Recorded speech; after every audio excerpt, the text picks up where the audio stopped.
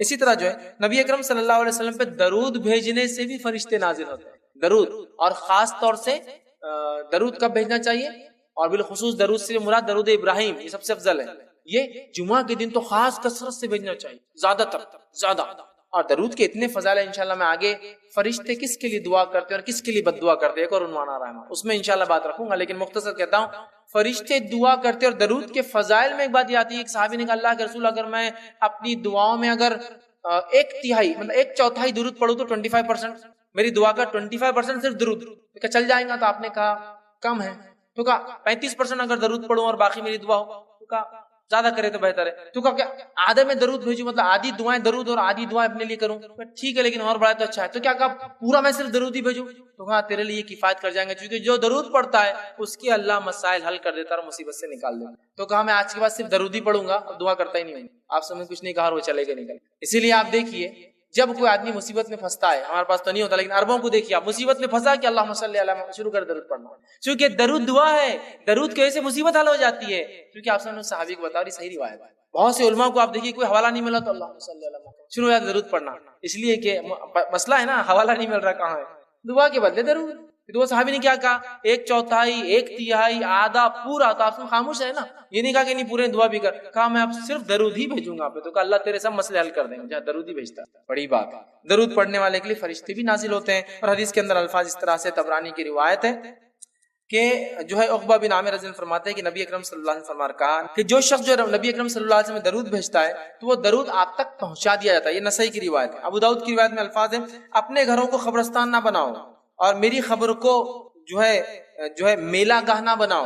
پھر آگے فرمایا تم میرے اوپر درود پڑھو، بے شک تمہارا درود مجھے پہنچا دیا جاتا ہے چاہے تم جہاں بھی رہو. یہ کیسے ہوتا ہے؟ یہ غائب میں ہوتا ہے.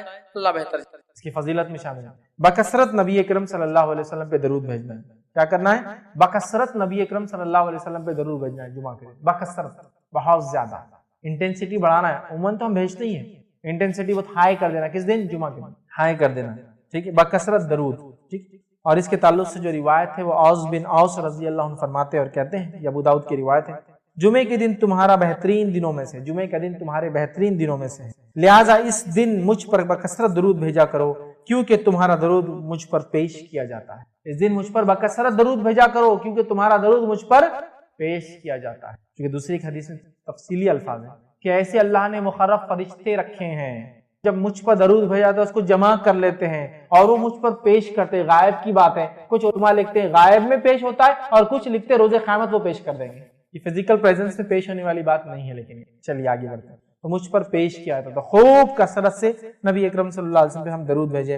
امام بحقی نے ایک روایت میں یہ الفاظ نقل کیے، وہ یہ ہے جمعرات اور جمعے کے دن مجھ پر بکثرت درود بھیجا کرو. جمعرات سے مراد جمعے کی رات سے لے کر جمعہ خاتمے تک مجھ پر بکثرت درود بھیجا کرو. مطلب جیسی تھرسڈے کی مغرب ہوتی ہے، جمعرات جس کو ہم بولتے ہیں اس کی مغرب ہوتی ہے، کثرت سے نبی اکرم صلی اللہ علیہ وسلم پہ درود بھیجنا چاہیے. ابن قیم الجوزی رحمہ اللہ کثرت سے درود نبی اکرم صلی اللہ علیہ وسلم پر جمعے کو خاص طور سے بھیجنے کی فضیلت بیان کرتے ہیں اور اس کی حکمت بیان کرتے ہیں. فرماتے اور کہتے ہیں، وہ لکھتے ہیں، یہ جو ہے زاد المعاد کی روایت ہے، وہ کہتے ہیں رسول اللہ صلی اللہ علیہ وسلم تمام مخلوق کے سردار ہیں اور جمعہ تمام دنوں کا سردار ہے، اس لیے اس دن درود بھیجنے کی جو خوبی ہے وہ کسی اور دن میں نہیں. انسانیت کے سردار پر، دنوں کے سردار میں درود بھیجنا جو خصوص اس دن ہے وہ کسی اور دن میں نہیں. پھر وہ لکھتے ہیں اس میں ایک اور حکمت بھی ہے کہ امت نے دنیا و آخرت میں جو بھی بھلائیاں پائی ہے وہ صرف آپ صلی اللہ علیہ وسلم کی ہاتھ سے پائی ہیں. لہٰذا اللہ تعالیٰ نے آپ کی امت کے لیے دنیا و آخرت کی بھلائیاں اکٹھی کر دی اور انہیں جو سب سے بڑی عزت حاصل ہوگی وہ جمعہ کے روز ہوں گی. اس دن وہ انہیں جنت میں ان کے گھر میں اور ان کے محلات کی طرف بھیجے گا. جب وہ جنت میں داخل ہوں گے تو یہ ان کے لیے مزید جزا کا دن ہوگا اور یہ ان کے لیے دنیا کی عید کا دن ہے.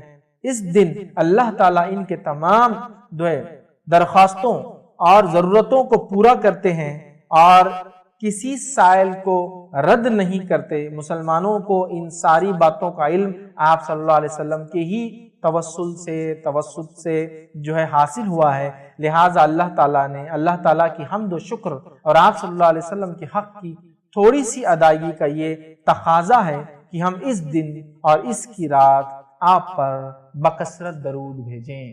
ٹھیک ہے. جمعہ کا دن سردار، نبی اکرم صلی اللہ علیہ وسلم سردار. جمعہ کے دن ہم جنت میں داخل ہوں گے، جو سب سے بڑی ہمارے لیے کامیابی ہے. یہ تمام کا راستہ جنت کا نبی اکرم صلی اللہ علیہ وسلم کے وسیلے سے ہم کو ملا. لہٰذا یہ ضروری ہے کہ اس دن نبی اکرم صلی اللہ علیہ وسلم نے کثرت سے درود. یہ اس کا ایک چھوٹا سا میں نے جس دیا جو میں نے پڑھا، بڑی حکمت ہے اس کے پیچھے. تو کثرت سے نبی اکرم صلی اللہ علیہ وسلم پر جمعہ کے دن درود بھیجنا چاہیے. سب سے افضل درود جو نبی اکرم صلی اللہ علیہ وسلم پر بھیجا جا سکتا ہے وہ کون سا ہے؟ درود ابراہیمی. وہ درود جو آپ میں کس میں پڑھتے ہیں؟ نماز میں. تو آپ دوسرے درود اگر آپ کو علم ہو نہ ہو تو چھوڑ دیں. یہ سب سے اچھا درود ہے جو نماز میں ہم پڑھتے ہیں.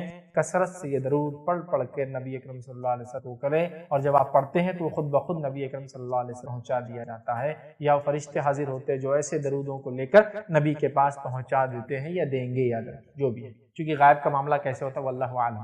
ٹھیک ہے. تو بہرحال ہمیں کثرت اور درود و سلام اس کے آخری نبی محمد صلی اللہ علیہ وسلم پر. الحمدللہ ہم تمام مرد اور خواتین اس خطبہ جمعہ کے لیے جمع ہوئے ہیں. انشاءاللہ عزیز اس مختصر سے وقت میں آپ تمام کے سامنے ابراہیم علیہ السلام کی زندگی سے کچھ نکات، کچھ اہم نکات یا امپورٹنٹ پوائنٹس نکال کر رکھنے کی کوشش کروں گا، جس خطبے کا آج ہم نام دیں گے ابراہیم جیسے بنو. ابراہیم علیہ السلام کی سیرت ہم نے لے لی، تمام تفصیلات ہم نے دیکھی اس کی. عشرہ ذی الحجہ کی فضیلت کے تعلق سے آلریڈی لیکچرز ریکارڈڈ ہے، پچھلے بار ہم نے اس مسجد میں ہم نے لیے تھے، اور ہم نے طے کیا کہ ہر بار ہم نئے خطبات لینے کی کوشش کریں گے تاکہ کوئی خطبہ ریپیٹ نہ ہو. اللہ کے فضل جود و کرم سے تقریباً 80 سے زائد خطبے ہو چکے ہیں اور اس میں کوئی بھی خطبہ ریپیٹ نہیں ہوا ہے، تاکہ امت کے سامنے مسائل کے اعتبار سے، حالات کے اعتبار سے پوائنٹس، نئے نکات آتے رہیں. تو آئیے ابراہیم علیہ السلام کی زندگی سے ہم کیا سبق لے سکتے ہیں، یا ابراہیم جیسے بنو، یہ آج ہم دیکھیں گے. اللہ رب العزت قرآن میں فرماتا اور کہتا ہے اولئک الذین ھدی اللہ فبہداہ مقتدی. یہ بڑی اہم بات ہے، یاد رکھیے. اولئک الذین ھدی اللہ، اللہ رب العزت انبیاء کے واقعات سناتا اور پھر کہتا ہے اولئک الذین ھدی اللہ، یہ انبیاء اللہ کی طرف سے ہدایت پر تھے.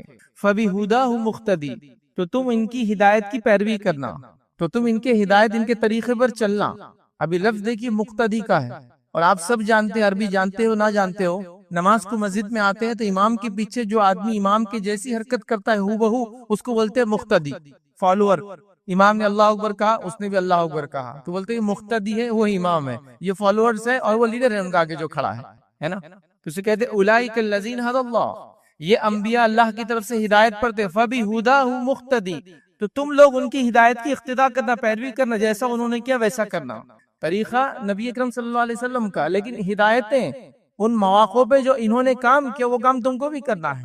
اللہ رب العزت نے اپنی کتاب کے اندر 25 انبیاء کا نام لیا ہے، اور اس سے ہٹ کر کچھ کا تذکرہ ہے، نام نہیں ہے، لیکن تذکرہ علماء لکھتے تفسیر کے اندر یہ اس نبی کا واقعہ ہے، اس نبی کا واقعہ ہے، نام نہیں ہے. جیسے سورہ یاسین کے اندر 3 نبی آئے، پہلے ایک آیا، اس نے دعوت دی، لوگ نہیں مانے، اللہ نے اس کی تقویت کے لیے اور 2 بھیجے، ہو گئے 3 نبی، لیکن تینوں کا نام نہیں پتا ہے. شمعون علیہ السلام کا واقعہ ہے، لیکن آپ کا بھی نام نہیں ہے. صحابہ نے، تابعین نے، اقوال موجود ہے کہ تفسیر میں آتا ہے کہ یہ اس نبی کا واقعہ تھا، طالوت اور جالوت کا جو واقعہ تھا. تو یہ ساری چیزیں یاد رکھیں. تو لہٰذا 25 کا نام لیا، کچھ کا تذکرہ کیا.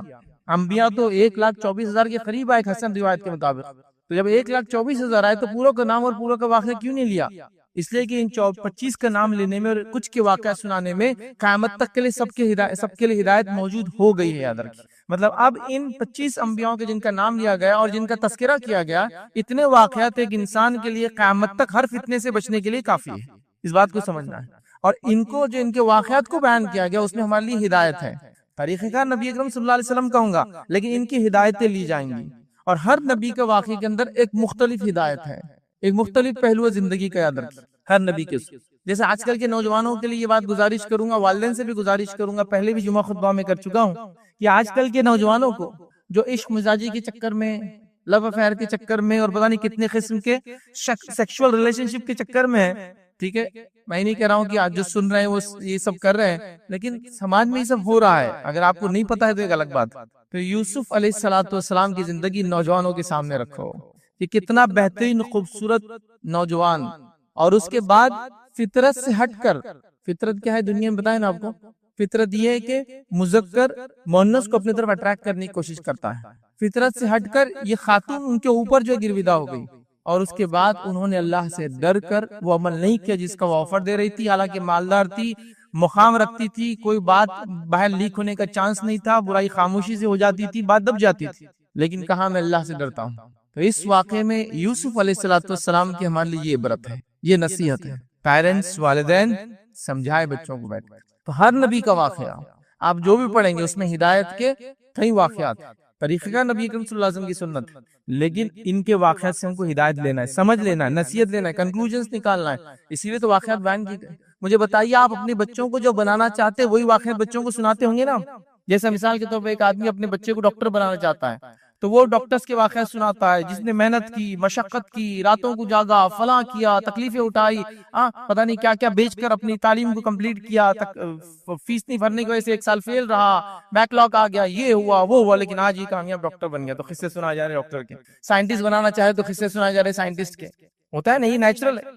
تو اللہ تعالیٰ ہم کو کیا بنانا چاہتا ہے، اس نے وہی کہانیاں، وہی قصے، وہی واقعات ہم کو سنائے۔ اب ویسے اردو زبان میں قصہ جو ہے ایک ایسی چیز کو بولا جاتا ہے جو حقیقت پہ مبنی نہیں ہوتا ہے، حقیقت پہ مبنی چیز کو واقعات بولتے ہیں، لیکن عربی زبان میں اس کو قصص بولتے ہیں، وہی قصہ ہوتا ہے۔ تو اللہ نے سٹوریز سنائی تاکہ ہم ان کے جیسے بنیں۔ تو انہی سٹوریز میں جس کو فالو کرو، اللہ خود کہہ رہا ہے ایک سٹوری ہے، ایک قصہ ہے، ایک واقعہ ہے، وہ ہے ابراہیم علیہ السلام کا۔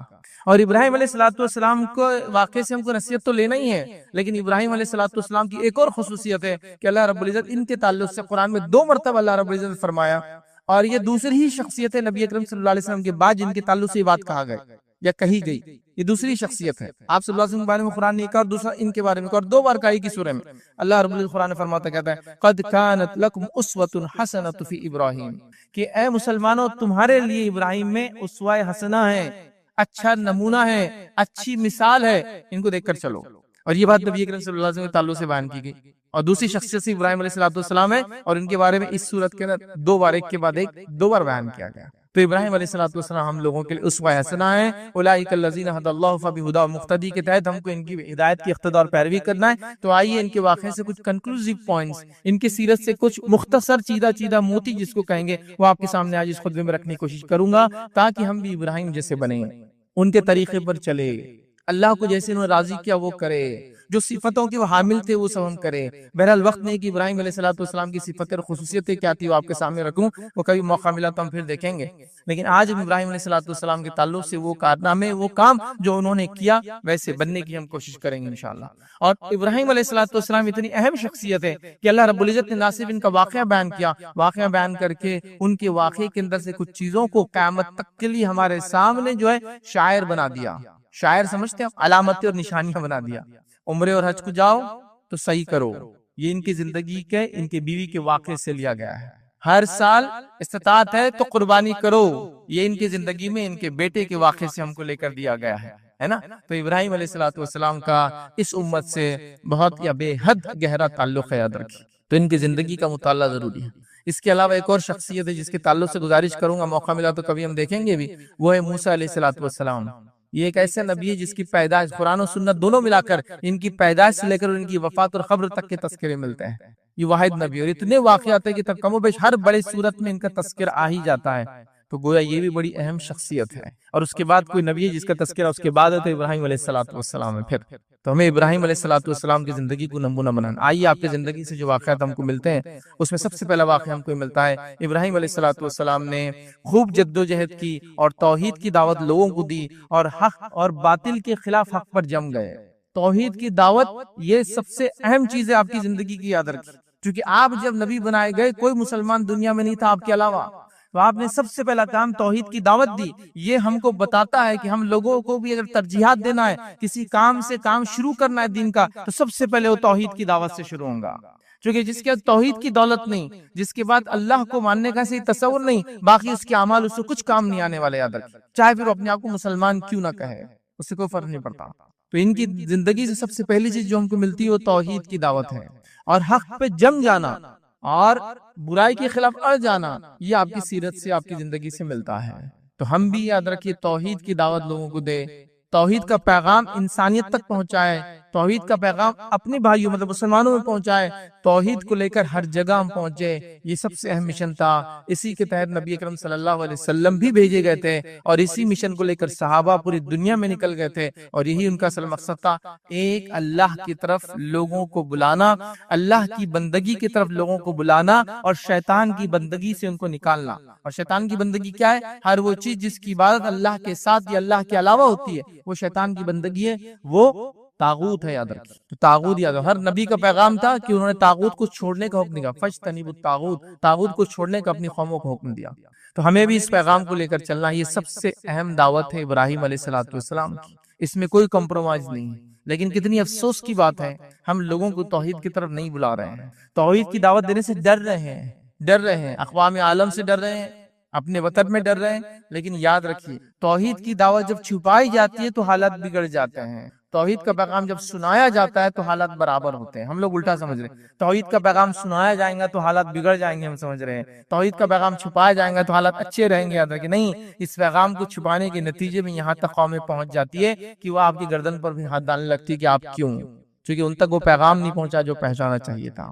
تو ابراہیم علیہ السلام کی زندگی اسی کا نمونہ ہے، پوری سیرت ہم نے دیکھی، اس میں واقعات بھی دیکھی۔ تو توحید کی دعوت اور حق پر اڑ جانا اور باطل کے خلاف کھڑا ہو جانا، یہ ابراہیم علیہ السلام کی زندگی سے ہم کو ملتا ہے۔ ابراہیم جیسے بنو، توحید کی دعوت دو، حق پر ڈٹ جاؤ اور اڑ جاؤ، اور حق کو لوگوں تک پہنچاؤ، باطل کی فکر نہ کرو۔ دوسری چیز یاد رکھیے ابراہیم علیہ السلام کی زندگی سے جو ہم کو ملتی ہے وہ یہ یاد رکھیے کہ ابراہیم علیہ السلام نے، یاد رکھیے، اللہ کی راستے میں وقت کی قربانی دی۔ ابھی وقت کی قربانی کی بات میں خاص اتنے اوپر کیوں لا رہا ہوں توحید کے بعد؟ اس لیے کہ آج کا دور اور حالات یہ ہے کہ لوگ کہہ رہے ہیں آپ کو کتنا پیسہ چاہیے لے لیجئے، وقت مت مانگی بس مجھ سے، کسی بھی چیز کے لیے وقت مت مانگی۔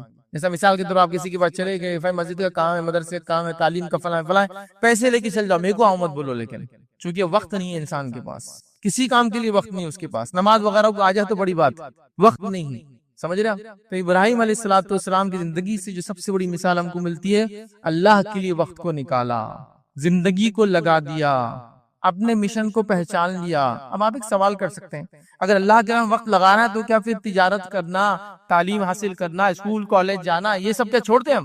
نہیں، یہ سب بھی کرنا ہے، لیکن یہ پرائمری نہیں رہیں گا، ہمارا سیکنڈری رہیں گا کبھی بھی۔ ہم نے کیا کہ ان تمام چیزوں کو پرائمری کر دیا، خالی وقت بچ جائے تو پھر دیکھیں گے دین اور شریعت اور تعلیم اور تربیت اور اخلاقیات، وہ دیکھیں گے بعد میں۔ تو ہم اس کو سیکنڈری پریفرنس دے رہے ہیں، شریعت چاہتی ہے اس کو پرائمری پریفرنس دے، چونکہ باقی چیزیں تو خود بخود آنا شروع ہو جائیں گی۔ اس کے نتیجے میں یاد رکھیں کہ دنیا کی مثال ایک سائے کی جیسی ہے، اگر تم اس کے پیچھے بھاگو گے تو یہ کبھی ہاتھ میں نہیں آنے والی ہے۔ دیکھیے آپ، لائٹ ہے اور آپ چل رہے اور سایہ آگے چلتا ہے آپ سے، آپ پکڑنے جاؤ، اس کو آتا ہے آپ کے ہاتھ میں؟ کبھی بچے کھیلتے ہیں دیکھیے سائے سے، لیکن وہ کہتے ہیں دنیا سے منہ پھیر کر اللہ کی طرف پلٹ جاؤ، دنیا خود تمہارے پیچھے آئیں گے، جیسا آپ سائے کے پیچھے بھاگو گے، سایہ ہاتھ نہیں آتا، پلٹ جاؤ اور چلنے لگو روشنی کی طرف، سایہ خود بخود دیکھو پیچھے آتا ہے تمہارے، تو دنیا پیچھے آئیں گی پھر تمہارے۔ صحابہ، تابعین، تبع تابعین، سلف صالحین اس کی مثال ہے، جب انہوں نے دین کو سب سے اہم جانا تو دنیا دوڑ دوڑ کر پیچھے آئی، قدموں پہ لوٹ لوٹ کر آئی، کہ پریشان ہو رہے تھے کہ بھائی اس کو جھٹکنا ہے۔ یہ حالت تھے، یاد رکھیں، یہ حالات تھے، یاد رکھیں، اور ایسا ہی ہوا۔ یاد رکھیں، دنیا آتی ہے جب انسان دین پہ چلتا ہے۔ ہم کیا سمجھ رہے ہیں وقت نہیں دیں گے دین کو اور دنیا میں زیادہ وقت دیں گے تو دنیا ڈیولپ ہو جائیں گے، نہیں، ایسا نہیں ہوتا ہے۔ وہ ہم سے پہلے لوگوں کی مثالیں لے لو، آپ نبی اکرم صلی اللہ علیہ وسلم کے بعد سے لے کر تقریباً 14ویں یا 15ویں صدی تک لے لو، آپ مسلمان جب دنیا دین میں آگے تھے تو دنیا میں سب سے آگے تھے، یہ نمونے بن گئے تھے انسانیت کے لیے، اور جب دین کو چھوڑا تو دنیا میں بھی سب سے پیچھے ہو گئے۔ تو اس بات کو آپ سمجھ لو، اس بات کو ہم سمجھ لیں، اور واقعات بھرے پڑے ہیں ایسے کہ جب دین پر لوگ چلے دنیا ایسی آئی جس کی کوئی انتہا نہیں۔ عمر ابن خطاب رضی اللہ عنہ کا دور ہے، اور عمر ابن خطاب رضی اللہ عنہ کے دور میں بچے جو ہے مدینے کی گلیوں میں کھیل رہے ہیں، اور ایک تاج ہے اس کو پیر سے دھکا دے رہے ہیں، جو وہ رول ہو رہا ہے نیچے کی طرف، رول ہوتے جا رہا ہے۔ عمر ابن خطاب رضی اللہ عنہ رک کر پوچھا کس کا تاج ہے یہ جس سے بچے کھیل رہے ہیں؟ تو کہا قیصر کا تاج، خسرو کا تاج ہے، پرشین امپائر کا جو ہیڈ ہوتا تھا، یاد رکھیے یہ اس کا تاج ہے۔ مدینے میں بچے اس تاج سے کھیل رہے ہیں، یاد رکھیے۔ تو یہ حال تھا جب دین میں آگے بڑھے تو دنیا پیچھے آئی، دولت پیچھے آئی، تجارتیں پیچھے آئی، تعلیم، تربیت، سائنٹیفک انوینشنز پیچھے آئے، سب آیا پیچھے۔ جب ہم نے سمجھا یہ باقی چیزیں مین ہے، تعلیم میں آگے بڑھو، سیاست میں آگے بڑھو، اقتصادیات مطلب اکنامکس فائنانس میں آگے بڑھو، فلاں میں آگے بڑھو، دین کو بعد میں سیکنڈ پریفرنس، تو پھر دنیا بھی ہاتھ سے گئی، دین بھی ہاتھ سے چلا گیا۔ تو ابراہیم علیہ السلام نے وقت کو اللہ کی راہ میں قربان کیا، جوانی، بچپنا، جوانی، ہر چیز، بڑھاپے تک، اولڈ ایج تک، بہرحال اللہ کی راہ میں خدمت کرتے رہے، سفر اور کیا کچھ نہیں کیا، بہرحال واقعات بھرے پڑے ہیں. تو وقت دیجیے اللہ کے لیے، کیونکہ یہ اصل چیز ہے جو انویسٹ کر سکتے ہیں آپ، اور اسی کا بدلہ آخرت میں ملنے والا ہے. یاد رکھیے. اور وقت کیا چیز ہے؟ یاد رکھیے، گزر جاتا ہے، واپس نہیں آتا ہے. اس لیے اس کو عربی میں عصر کہا جاتا ہے. عصر کہتے ہیں ایسی چیز کو جو گزر جائے تو واپس لوٹ کر نہ آئے. جیسے کہ آپ نے نیمبو کو لے کے نچوڑا، ایک بار نچوڑ لیا، اس کو بولیں گے عصر. اب واپس ڈال سکتے ہیں اس رس کو اندر؟ نہیں. جانور کا دودھ دھو لیا، اس کے تھن سے نکال دیا، واپس ڈال سکتے اب نہیں، اس کو بولتے عصر. اسی لیے زمانے کو بھی گزرتے ہوئے کہتے عصر، چونکہ گزر جاتا ہے تو واپس نہیں آتا ہے. تو یہ رائٹ سب سے اہم، سب سے موسٹ امپورٹنٹ انویسٹمنٹ آپ کا جو کر سکتے ہوئے اللہ کی دین کے لیے وقت لگائیے. نمازوں کے لیے، تلاوت قرآن کے لیے، دینی تعلیم حاصل کرنے کے لیے، دین لوگوں کو سمجھانے کے لیے، دینی باتوں کو سیکھنے اور سکھانے کے لیے پرائمری وقت ہمارا اس کے اندر لگے. بعد میں آپ کام بھی کرتے رہیے، مجھ سے کوئی روک نہیں رہا، لیکن وقت لگائیے دل کے ساتھ، مجبوراً نہیں. تو ابراہیم علیہ السلام نے اپنا وقت لگا دیا، اللہ رب العزت نے ان کو دنیا کا امام بنا دیا، ایسی شخصیت بنا دیا. بہرحال تیسری چیز جو ابراہیم علیہ السلام کی زندگی سے ملتی ہے، یاد رکھیے، جان اور مال کو اللہ کی راہ میں قربان کر دیا. جان اور مال سب قربان کر دیا. اپنی جان لگا دی اللہ کی راہ میں، اپنا مال لگا دیا اللہ کی راہ میں. ایک آدمی کے بارے میں تصور کیجئے، دنیا کے مختلف علاقوں میں صرف وہ اللہ کے دین کی دعوت دینے گھوم رہا ہے، تو جان مال سب لگ رہا ہے نا. جو بھی ارننگز اور انکمز آتی ہوں گی خرچ کر دیتے ہوں گے. انبیاء علیہ السلام لوگوں کے اوپر بوجھ نہیں تھے، بیٹھ کر نہیں کھاتے تھے. یاد رکھیے، انبیاء علیہ السلام نے علی الاعلان اپنی دعوت میں کہا، ہم تم سے کوئی اجر دنیا کا نہیں چاہتے ہیں، ہمارا اجر اللہ کے پاس ہے. تو کوئی بھی نبی یاد رکھے ڈیپینڈ نہیں تھا کسی پر، حالانکہ اتنا موسٹ امپورٹنٹ ورک کر رہے تھے.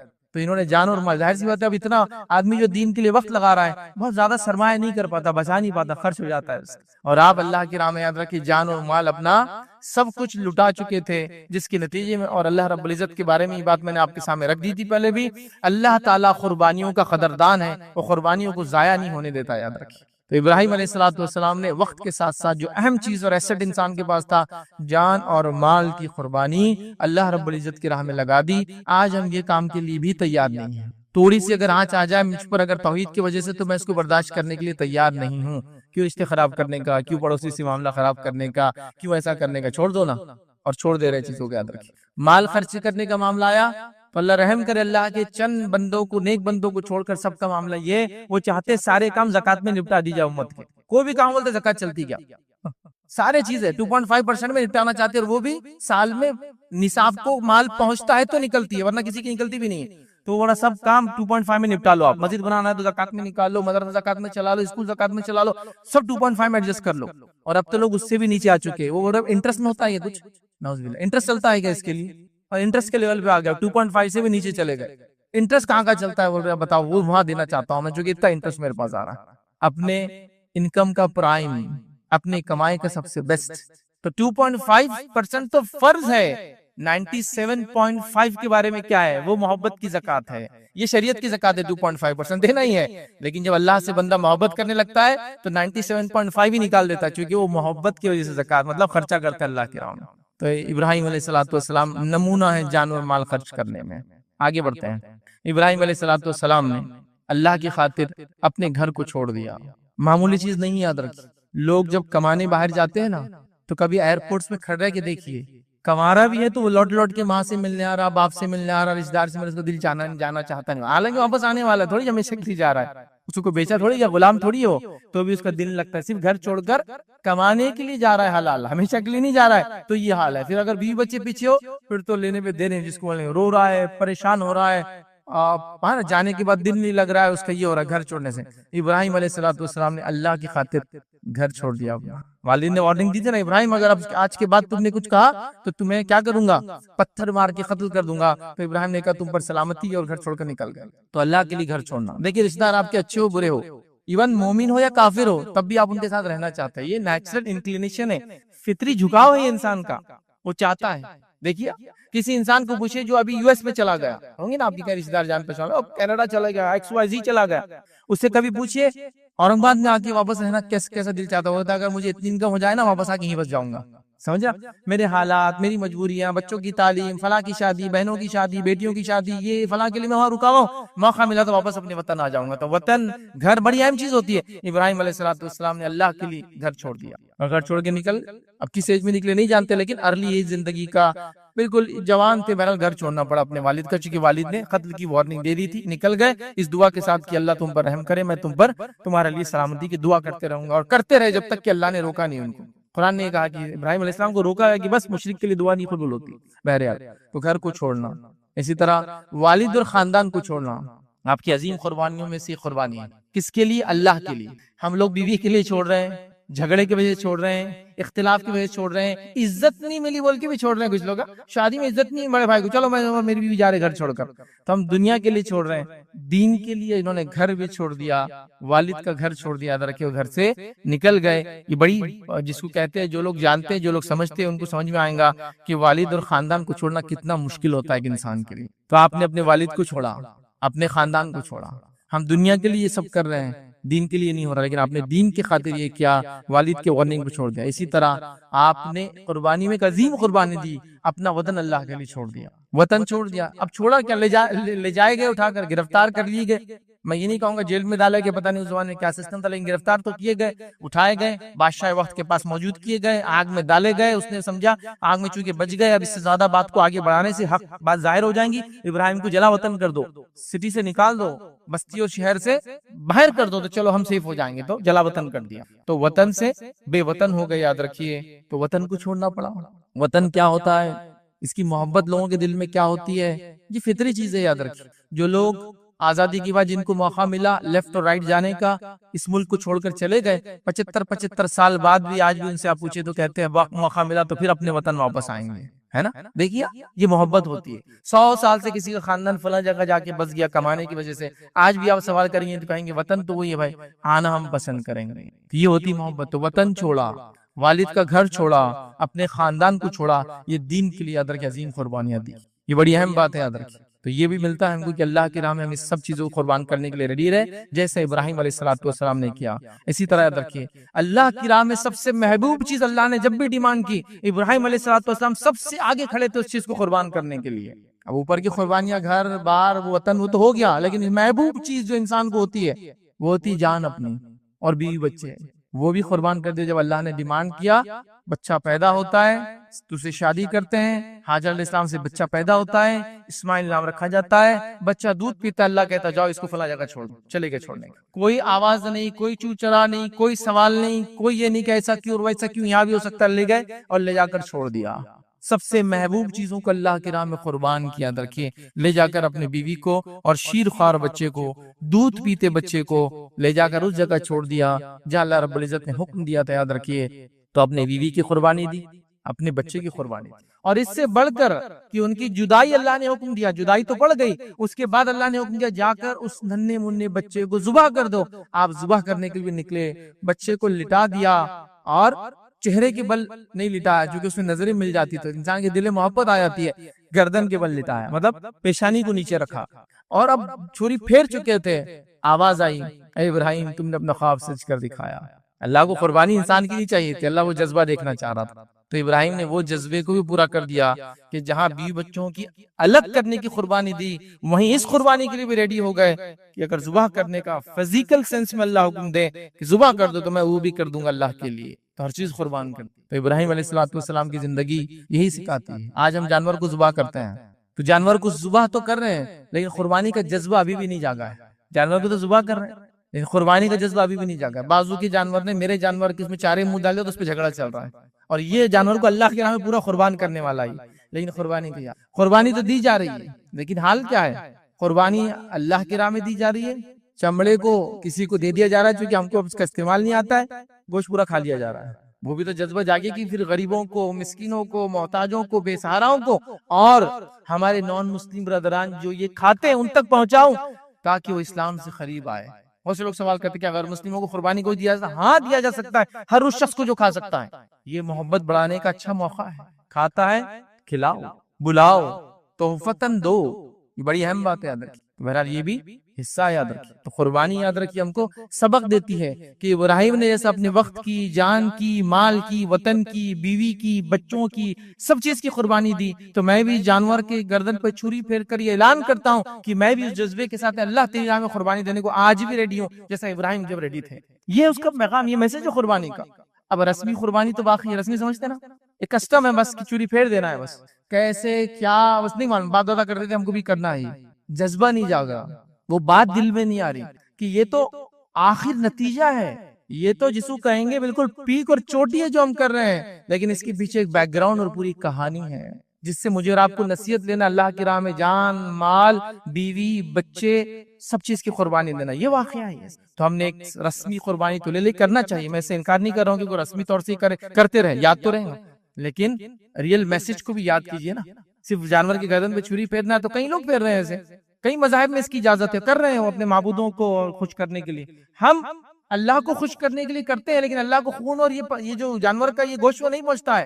اللہ رب العزت نے اس بات کو قرآن میں اعلان کر دیا، لن ینال اللہ لحومها ولا دماؤها ولکن ینال التقوی منکم، نہیں پہنچتا اللہ کے پاس تمہارے جانوروں کا گوشت اور خون، لن ینال اللہ لحومها، ان کا گوشت نہیں پہنچتا، ولا دماؤها، ان کا خون بھی نہیں پہنچتا، ولکن ینال التقوی منکم، وہ تمہاری جو نیت ہے نا وہ نیت اللہ کو پہنچتی ہے۔ تو اللہ کو کیا پہنچتا ہے؟ قربانی کی نیت، گوشت اور خون نہیں پہنچتا۔ کچھ مذاہب میں معبودوں کو وہ قربانی دیتے ہیں، ان کا عقیدہ یہ کہ گوشت اور خون بھی معبودوں کو پہنچتا ہے، ہمارے پاس وہ عقیدہ نہیں ہے، یہ تو صرف اللہ کے پاس نیت پہنچتی ہے کہ کس خالص نیت سے قربانی کیا، کیا سیکھا اس سے۔ تو پھر کیا پہنچا رہے اللہ کو؟ صرف نیت پہنچا رہے، اس میں بھی گڑبڑ کر دیں گے تو کیسا ہوگا؟ میرا بکرا تیرے بکرے سے بڑا دکھے اس کے لیے لے رہے، تو پھر یہ نیت کرپٹ ہو جائے۔ ہاں میرا بڑا جانور زیادہ غریبوں کو فائدہ پہنچائیں گا اس لیے میں لے رہا ہوں، بہت اچھی نیت، لیکن ابھی تو کمپٹیشن آپ دیکھ رہے ہیں نا، مطلب عجیب لیول پر کمپٹیشن چل رہا ہے، جانوروں کو سجایا جا رہا ہے، مہندیاں لگائی جا رہی ہیں، نہلایا جا رہا ہے، تم سے بڑا میرا، میرے سے بڑا تمہارا، کاسٹ کے اوپر وہ کیا جا رہا ہے۔ وہ 1 لاکھ کا اتنا سلا لیا اس نے، کس کو گوشت ملے گا؟ ایک پیکٹ میں آ جاتا کٹنے کے بعد، فائدہ کتنے لوگوں کا 1 لاکھ میں، وہ نہیں دیکھا جا رہا ہے۔ اصل کمپٹیشن ہے روپی اور پیسے کا، تمہارا بادام کھاتا ہے میرا گھاس کھاتا ہے، تو اس پہ چل رہا ہے معاملہ، یہ سب چل رہا ہے۔ تو جو چیز پہنچتی ہے نیت، اس پہ بھی یہ حال، کیسے پہنچیں گے؟ وہ پھر کیا پہنچا رہے اللہ کو؟ نہ چمڑا پہنچ رہا ہے، نہ گوشت پہنچ رہا ہے، نہ خون پہنچ رہا ہے، جو پہنچانا نیت ہے اس میں بھی اگر یہ فساد آ جائے تو کیا فائدہ؟ لاکھ روپے کے تندرست اچھے جانور لے کاٹے اور لوگوں میں تقسیم کرے، اس کا اجر و ثواب ہے، لیکن صرف دکھاوے کے لیے لاکھ روپے کا ایک لا لیا۔ جو بادام کھاتا ہے اس کے گوشت میں کوئی فرق نہیں آتا ہے، بادام کھاؤ یا کچھ کھاؤ، اللہ نے جانوروں کو جو بنایا بس ایک فطرت ہے ان کی، اس سے کوئی فرق تھوڑی پڑتا ہے۔ لیکن یہ سب کمپٹیشن چل رہا ہے قربانی کے نام پر، حد سے تجاوز کیا جا رہا ہے قربانی کے نام پر، اور قربانی دینے سے پہلے اپنی قربانیاں دی جا رہی ہیں۔ کچھ علاقوں کے اندر یہ حال کر دیا گیا، اتنا شو آف کا معاملہ چلتا ہے کہ کروڑوں کی جانور لیتے ہیں، کروڑوں کی منڈیاں لگتی ہے، بازار لگتے ہیں، کمپٹیشن ہوتے ہیں، ریڈ کارپٹ پہ جانور گھمائے جا رہے ہیں، پتہ نہیں دوسرے ملک سے یہ ملک لائے جا رہے ہیں، نماز ایک پتہ نہیں فرض، لیکن جانور کی قربانی کے لیے کروڑوں روپے، کہ حتیٰ کہ 5-5, 6-6, 10-10 کروڑ کے جانور لیے جا رہے ہیں۔ آپ کو نہیں پتا تو انٹرنیٹ کا دور ہے، کھول کے دیکھ لیجیے، 5 کروڑ کا فلاں، 10 کروڑ کا فلاں، تو آپ کو سب مل جائیں گا۔ تو یہ کمپٹیشن نہیں تھا، 10 کروڑ 5 کروڑ میں تو کتنے مختلف جانور آ جاتے تھے، سب کو قربان کر کے زیادہ زیادہ لوگوں کو پہنچاتے۔ نبی اکرم صلی اللہ علیہ وسلم نے اپنے استطاعت کے اعتبار سے مختلف موقعوں پر زیادہ اور کم قربانیاں کی۔ ایک مرتبہ آپ نے 100 اونٹ اللہ کے نام میں ذبح کیے، جس میں سے کچھ اپنے ہاتھ سے ذبح کیے، باقی علی سے کہا کہ علی تم ان کو جو ہے قربانی کرو، نہر کرو، اونٹ کو جس طرح سے ذبح کیا جاتا ہے تم کرو۔ تو کیا گویا اس سال آپ نے کتنے حصے دیے؟ 1000 حصے دیے۔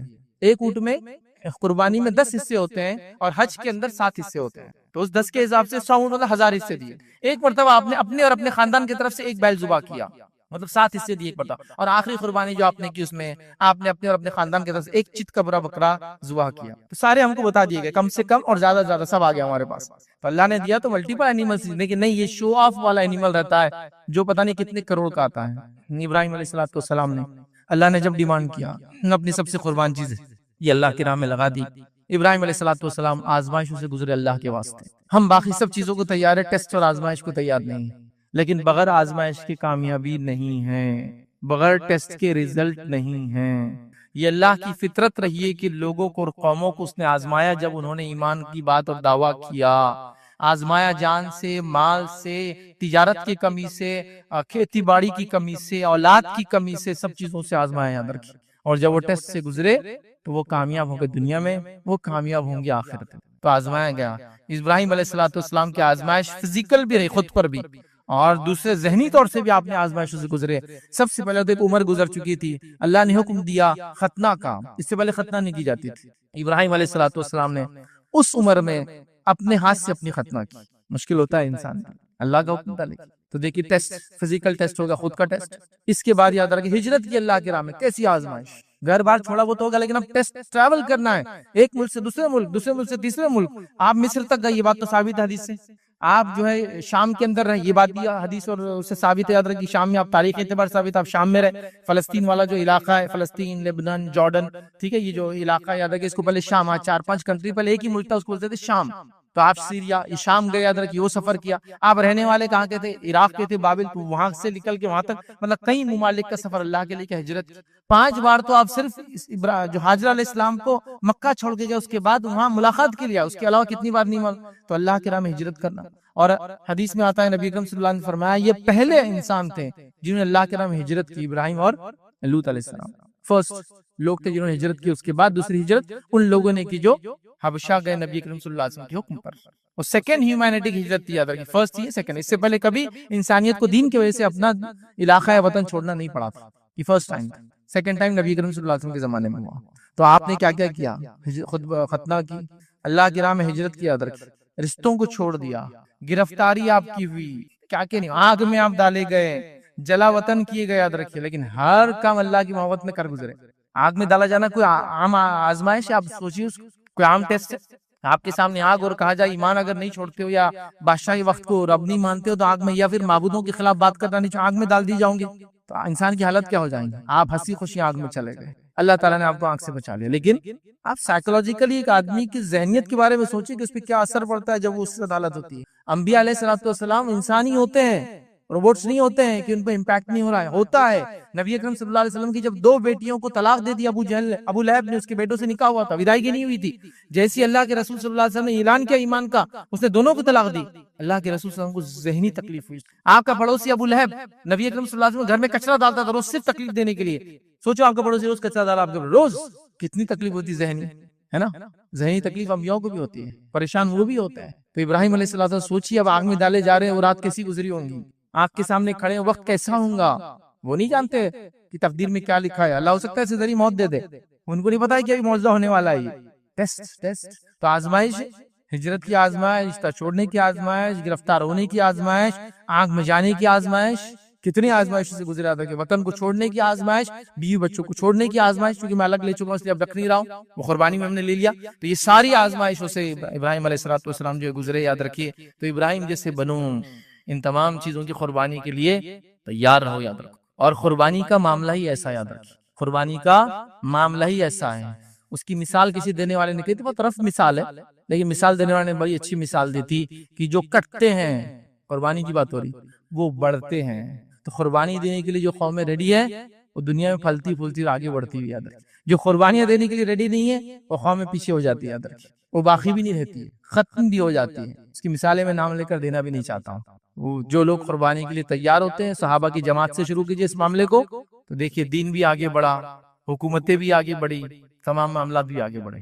جب سے لوگ ڈرنا شروع ہو گئے اپنے آپ کو کہ دنیا میں ہمیشہ جینا ہے، تو سارے چیزوں کا معاملہ جہاں تھا وہیں تھما ہوا ہے آج تک، یاد رکھیں۔ تو اس چیز کو سمجھنا ہے۔ تو قربانی بہت بڑا میسج لے کر آتی ہے ہر سال ہمارے لیے۔ آخری پوائنٹ لیں گے ابراہیم علیہ السلام کی زندگی سے، وہ یہ ہے کہ اللہ کی راہ میں بہت محنت کی آپ نے، تکلیفیں برداشت کی، اور ایک محنت، تکلیفیں کبھی یہ ہوتا ہے کہ آدمی کچھ نہ بھی کرے تو آ جائے تو بولتا چلو برداشت کر لیں، لیکن محنت بھی کی، نکل کر کام کیا، کیا کیا محنت نہیں کی، اندازہ لگائی دعوت دینے کے لیے کس محنت کی ضرورت نہیں ہے، ہجرت کرنے کے لیے کتنا اپنے آپ کو تیار کرنے کی انسان کو ضرورت ہے، یاد رکھیے۔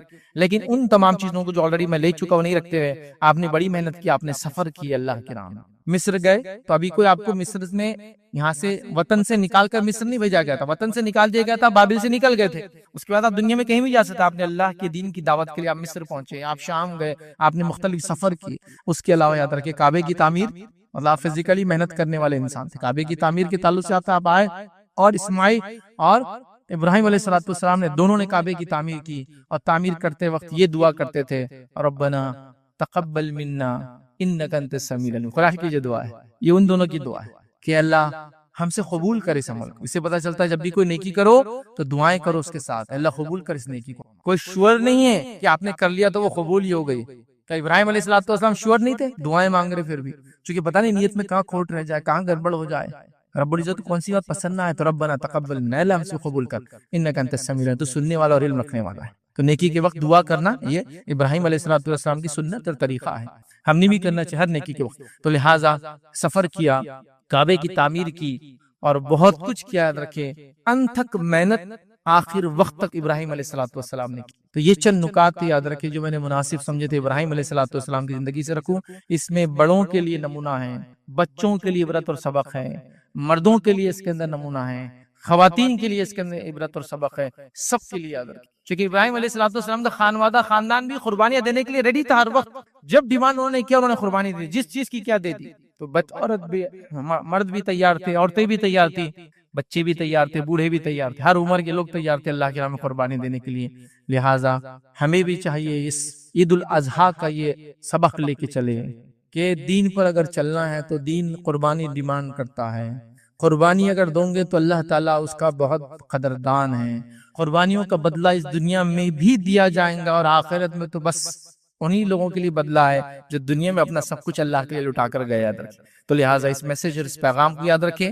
جانور کی گردن پہ چھری بھی پھیرے لیکن اس میسج اور اس پیغام اور اس انٹینشن اور نیت کے ساتھ کہ اللہ ویسی قربانی دینے کے لیے میں بھی تیار ہوں جیسا تیرے خلیل تیرے دوست ابراہیم علیہ السلام نے دیا تھا. اسی پر اپنی بات کو میں ختم کروں گا. اللہ رب العزت سے دعا ہے کہ اللہ سبحانہ تعالیٰ ہم تمام کو ابراہیم علیہ السلام کی زندگی سے سبق اور نصیحت حاصل کرنے کی توفیق عطا فرمائے. اللہ رب العزت تمام واقعات سے جو قرآن میں اللہ تو نے بیان کیے ان تمام سے ہم کو اپنی زندگی کو تبدیل کرنے کی توفیق عطا فرما. جب تک ہمیں زندہ رکھ اسلام اور ایمان پر زندہ رکھے. خاتمہ ہمارا ایمان پر ہو. آخر دعوانا الحمدللہ رب العالمین.